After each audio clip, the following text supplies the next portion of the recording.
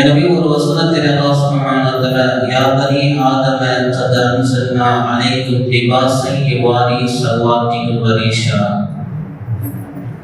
அல்லாஹ் சுப்ஹானஹு வ தஆலா ஆடை சம்பந்தமாக ரப்பல் ஆலமீன் குர்ஆனிலே பதிவு செய்கிறார்.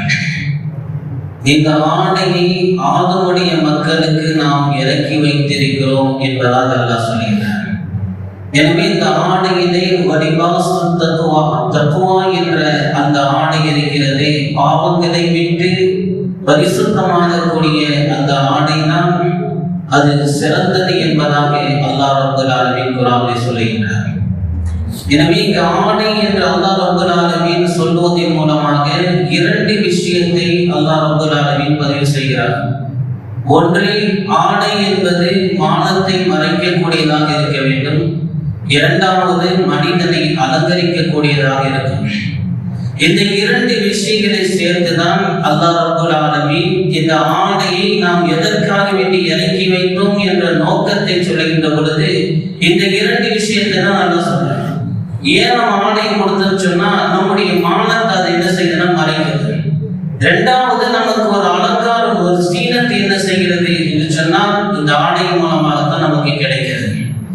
எனவே இந்த ஆடை விஷயத்திலே பெருமக்கள் இமாம்கள் நமக்கு சொல்லி காட்டுகின்ற பொழுது ஒரு மனிதனுடைய ஆடை எப்படி இருக்க வேண்டும் என்று சொன்னால் அல்லாஹ் எதை மறைக்க சொல்லி இருக்கின்றானோ மறைவிடங்கள் முழுவதுமாக மறைக்கப்பட்டதாக இருக்க வேண்டும்.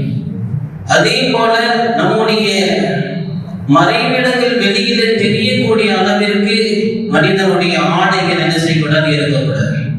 அதே போல ஆடைகள் என்பது ரொம்ப மெல்லிய ஆடைகளாக இருக்கக்கூடாது. போட்டிருந்தாலே உள்ள இருக்கிறதெல்லாம் தெரிகிற மாதிரி அந்த மாதிரியான ஆடையாக என்ன செய்யக்கூடாது, இருக்கக்கூடாது. அதே நேரத்தில் ஆண்களுடைய ஆடையை ஆண்கள் மட்டும்தான் அணிய வேண்டும். ஆண்களுடைய ஆடையை பெண்கள் அணிவது கூடாது. பெண்களுடைய ஆடையை ஆண்கள் அணிவது கூடாது என்பதாக பெருமக்கள் நமக்கு என்ன செய்யறாங்க, ஆடை சம்பந்தமா சொல்றாங்க. அதே போல இன்னொரு சொல்றாங்க, ஆடை என்பது பெருமைக்காக இருக்கக்கூடாது என்பதாக சொல்றாங்க. அப்ப நம்ம அணியக்கூடிய அந்த ஆடை நம்முடைய மானத்தை மறைக்கணும், அலங்காரத்தை கொடுக்க வேண்டுமே தவிர பெருமை என்ற அடிப்படையில் ஒரு மனிதனுடைய ஆடை இருந்தால் அதை அல்லாஹ் என்ன செய்கிறான் என்று சொன்னால் வெறுக்கிறான். அந்த அடியானை அல்லாஹ் தன்னுடைய அருள் பார்வையை கொண்டு பார்க்கவே மாட்டான்.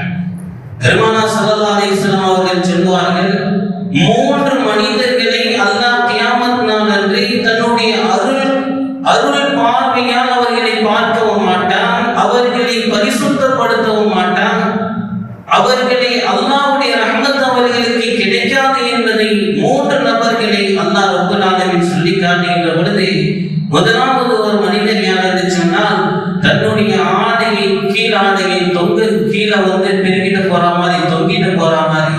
அப்போ பெருமைக்காக வேண்டி அணியக்கூடிய ஆடை யார் அணிந்து கொண்டிருக்கின்றானோ அல்லாஹ் தஆலா அவனை தன்னுடைய அருள் பார்வையை கொண்டு அவனை என்ன செய்ய மாட்டான், பார்க்கவும் மாட்டான், அவனை பரிசுத்தப்படுத்தவும் மாட்டான். அதே போல இரண்டாவது மனிதன் யார் என்று சொன்னால் ஒரு மனிதன் இன்னொரு மனிதருக்கு ஏதாவது உபகாரம் செய்யறார். உபகாரம் செஞ்சுட்டு என்ன சொல்லி காட்டுறது, நான் தான் அவனுக்கு இதை செஞ்சு கொடுத்தேன், நான் தான் அவனுக்கு இதை செஞ்சேன் அப்படின்னு செய்யறது. செய்த உபகாரத்தை சொல்லி காட்டுவது. அந்த மனிதனையும் அல்லாஹ் என்ன செய்ய மாட்டான்னு சொன்னா தன்னுடைய அருள் பார்வையை நல்லா பார்க்கவே மாட்டான். மூன்றாவது ஒரு மனிதர் பெருமானார் ஸல்லல்லாஹு அலைஹி வஸல்லம் சொன்னாங்க, எந்த மனிதர் என்று சொன்னால் வியாபாரத்திலே பொய் சத்தியம் செய்யக்கூடியது. வியாபாரத்துல இல்லைங்க சத்தியமா சொல்றேன் இவ்வளவுதான வந்துச்சு, அப்ப சத்தியமா சொல்றேன் இது ஒரிஜினல் தான் அப்படின்னு. அப்போ ஒரு சொல்லக்கூடிய வியாபாரத்துல சொல்லக்கூடிய ஒரு விஷயத்தை பொய் சத்தியம் செய்து என்ன செய்யறான், ஒரு பொருளை அவன் விற்பனை செய்கிறான் என்று சொன்னால் அல்லாஹ் தஆலா அவனை அருள் கூர்ந்து என்ன செய்ய மாட்டான், அல்லாஹ் பார்க்கவும் மாட்டான், அவனை பரிசுத்தப்படுத்தவும் மாட்டான், அவனிடத்தில் எல்லாம் பேசவும் மாட்டான் என்பதாக ஹதீஸிலே நாம் பார்க்கிறோம். எனவே இதில் பெருமைக்காக வேண்டி அணியக்கூடிய ஆடை இருக்கிறது நமக்கு கேவலத்தையும் நமக்கு நாசத்தையும் அது ஏற்படுத்தி கொடுத்துவிடும் என்பதை மேற்கூறிய மக்களை வழங்கிக் கொள்ள வேண்டும். அதே நேரத்தில் மெல்லிய ஆடையாக இருந்துச்சுன்னு சொன்னா அதுவும் அணியக்கூடாது. ரசூலுல்லாஹி ஸல்லல்லாஹு அலைஹி வஸல்லம் தடை செஞ்சிருக்காங்க. ஒரு தடவை ரசூலுல்லாஹி ஸல்லல்லாஹு அலைஹி வஸல்லம் அவங்களுக்கு வெளிநாட்டிலிருந்து அன்பளிப்பாக வந்த ஒரு ஆடை, அந்த ஆடையை ரசூலுல்லாஹி ஸல்லல்லாஹு அலைஹி வஸல்லம் உஸாமா ரலியல்லாஹு அவர்களுக்கு கொடுக்கின்றார்கள்.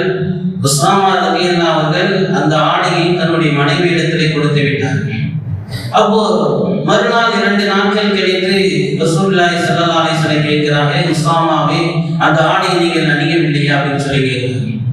அப்போ உஸாமா ரலியல்லாஹு சொல்றாங்க, இல்லை யா ரசூலல்லாஹ், அந்த ஆடையை நான் என்னுடைய மனைவிக்கு நான் அதை கொடுத்து விட்டேன் யா ரசூலல்லாஹ் அப்படின்னு சொன்னாங்க.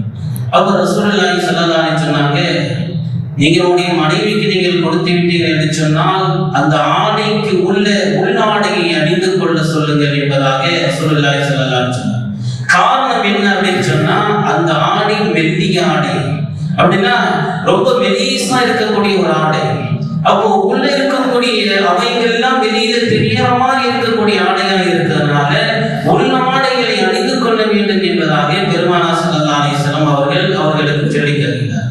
எனவே இந்த மாதிரியான மெல்லிய ஆடைகளையும் பெருமானார் ஸல்லல்லாஹு அலைஹி வஸல்லம் அணிவதை பெருமானார் ஸல்லல்லாஹு அலைஹி வஸல்லம் தடை செய்திருக்கிறார்கள். அதேபோல அன்னை ஆயிஷா ரலியல்லாஹு அன்ஹா, அபூபக்கர் சித்திக் ரலியல்லாஹு அவர்களுடைய பேத்தி ஹப்ஸா என்று சொல்லக்கூடியவர்கள், அவர்கள் அன்னை ஆயிஷா ரலியல்லாஹு அவர்களுடைய வீட்டிற்கு வருகின்றார்கள். ஆயிஷா ரலியல்லாஹு அவர்கள் ஹப்ஸா என்று சொல்லப்படக்கூடிய அபூபக்கர் ரலியல்லாஹு அவருடைய பேத்தியுடைய வீட்டுக்கு வருகின்ற பொழுது அதே போன்றுதான் அவர்கள் ஹப்ஸா அவர்கள் மெல்லிய ஆடையை அவர்கள் அணிந்திருந்தார்கள். அதை பார்த்த மாத்திரை அன்னை ஆயிஷா ரலியல்லாஹு அவர்கள் அந்த ஆடையை பிடுங்கி கிழித்து தந்தார். கிழிச்சிட்டு சொன்னாங்க, ஒரு ரொம்ப மொத்தமான உடப்பான அந்த ஆடையை கொடுத்து, இந்த ஆடையை உடுத்திக்கொள், இந்த ஆடையை பெருமானார் ஸல்லல்லாஹு அலைஹி வஸல்லம் அவர்கள் தடை செய்திருக்கிறார்கள், அதை ஒரு பொழுதும் அணியக்கூடாது என்பதாக அன்னை ஆயிஷா ரலியல்லாஹு அன்ஹா சொன்னார். எனவே இப்படி ஆடையுடைய விஷயத்திலே எந்த ஆடையை அணிய வேண்டும் என்று இஸ்லாம் நமக்கு வலியுறுத்துகின்றதோ அந்த ஆடைகளை தான் நாம் அணிய வேண்டும்.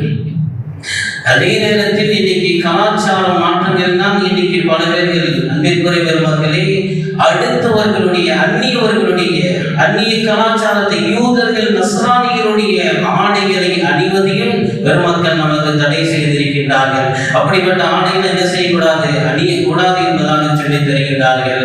எனவே ஆடை என்பது ஒரு மனிதனுடைய கண்ணியத்தை கௌரவத்தை அது பெரிதுபடுத்தக்கூடியதாக இருக்க வேண்டும். அதான் சொல்லுவாங்க, ஒரு மனிதனுடைய ஆள் பாதி ஆடை பாதி என்பதாக சொல்லுவாங்க. அப்ப ஆடை என்ன செய்யலாம் சொன்னா தாராளமாக அலங்கரித்துக் கொள்ளலாம். இப்ப நம்ம கிட்ட இருக்கிற ஒரு நல்ல காஸ்ட்லியான ஆடைகள் வாங்கலாம், தாராளமா நல்ல ஆடைகளை வாங்கி என்ன செய்யலாம், உடுத்தலாம். ஏன் சொன்னா பிச்சைக்கார மாதிரி இருக்கிறேன்னு சொல்லி ரசூலுல்லாஹ் சொல்லல. அப்போ சஹாபி வந்து கேட்கிறாங்க, யா ரசூலுல்லாஹ், நல்ல ஆடைகள் அணிவது, நல்ல சிறந்த ஆடைகள் அணிவது அது எல்லாம் பெருமையில போய் சேருமா அப்படின்னு சொல்லி போய் கேட்கிறாங்க.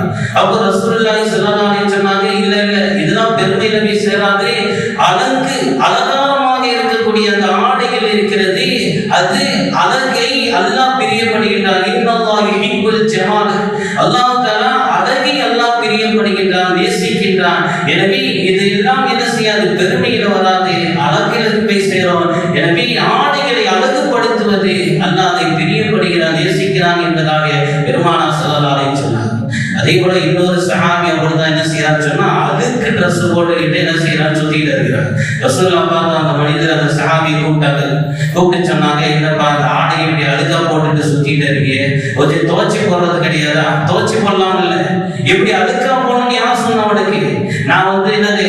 நான் துறவியா வாழ்றேன், நான் ஒண்ணுமில்லாம நான் என்ன செய்யறேன், பற்றற்ற வாழ்க்கையை நான் வாழ்றேன், எனக்கு அப்படின்றதுக்காக வேண்டி அழுக்கு ட்ரெஸ் போட வேண்டும் சொல்லி ரசூலுல்லாஹ் சொல்லுது. அதை கண்டிக்கின்றார்கள். அதற்காக நீங்கள் அழகாக இருக்க வேண்டும், அல்லாஹ் அதை பிரியப்படுகின்றான். உங்களுடைய ஆடைகளை நல்ல முறையில் கழுவி துவைத்து அழகாக போடுங்கள் என்பதை பெருமானார் ஸல்லல்லாஹு அலைஹி வஸல்லம் அவர்கள் வலியுறுத்தினார்கள். என்று சொன்னால் அந்த ஆடை என்பது இன்னைக்கு பார்த்தோம்னு சொன்னா உலகத்துல அப்படிதான் இருக்கு. என்னத்தான் ஒரு மனிதனை வசதி வாய்ப்புகள் இருந்தாலும் சரி, என்னத்தான் நல்ல ஒரு திட்டா படிச்சிருந்தாலும் சரி, ஆடையை வைத்துத்தான் அந்த மனிதனை எடை போடுறாங்க. ஒரு நல்ல டிப்டாப்பா ஒரு ஆடை போட்டுட்டு ட்ரெஸ் போட்டு வரான்னு சொன்னா அவரு என்ன செய்யறான், அவரை பார்த்தோம்னா அவருக்கு ஒரு தனி ஒரு மரியாதை.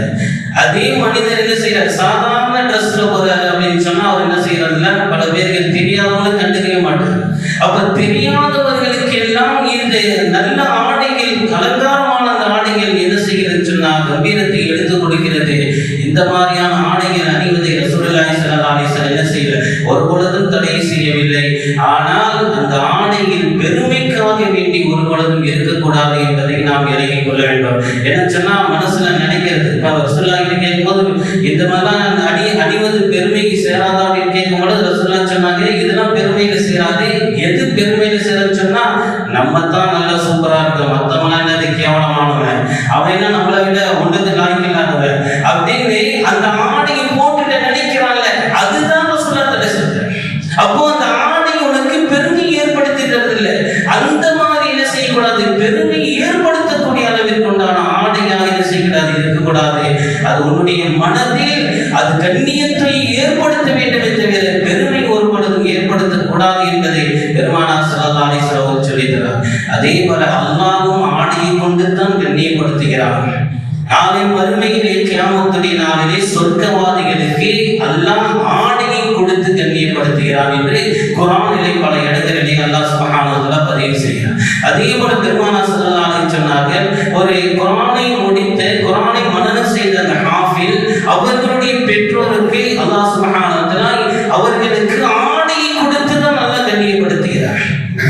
அந்த ஒரு சிறந்த ஒரு ஆடை. எனவே ஆடையை கொண்டு அல்லாஹ் ரப்பல் ஆலமீன் ஒரு மனிதரை கண்ணியப்படுத்துகிறான் என்று சொன்னால் அது நம்முடைய அலங்காரம் என்பதை நாம் விளங்கிக் கொள்ள வேண்டும். நம்முடைய அந்த மானத்தை மறைக்கக்கூடிய ஒரு ஆடை என்பதை விளங்கிக் கொள்ள வேண்டும். எனவே அல்லாஹ் சுப்ஹானஹு வ தஆலா கொடுத்திருக்கக்கூடிய அந்த அலங்காரத்தை, சீனத்தை நாம் பயன்படுத்திக் கொள்ள வேண்டும். எனவே பிச்சைக்கார மாதிரி நாம் இப்படி என்னது ஒண்ணுமே இல்லாமல் அழுக்கா அப்படி இருக்கணுன்ற அந்த விஷயத்தை நாம் விட்டுவிட்டு நல்ல ஆடைகளை கொண்டு நம் கம்பீரமாக நல்ல முறையிலே வாழ வேண்டும் என்று அல்லாஹ் சுப்ஹானஹு வ தஆலா அதற்காக வேண்டிய ஆடையை நாம் இறக்கி கொடுத்திருக்கிறோம் என்பதாக அல்லாஹ் சொல்கிறார். எனவே அந்த வகையில நம்முடைய வாழ்க்கை அல்லாஹ் எதையெல்லாம் இந்த உம்மத்திற்கு அர்ப்பணிப்பாக அனுபவிப்பதற்காக வேண்டி அல்லாஹ் கொடுத்திருக்கின்றானோ அவைகளெல்லாம் அனுபவிக்கக்கூடிய நல்லோர்களாக, சாலிஹீன்களாக அல்லாஹ் சுப்ஹானஹு வ தஆலா அருள் புரிவானாக. ஆமீன் ஆமீன். வாஸ்தவ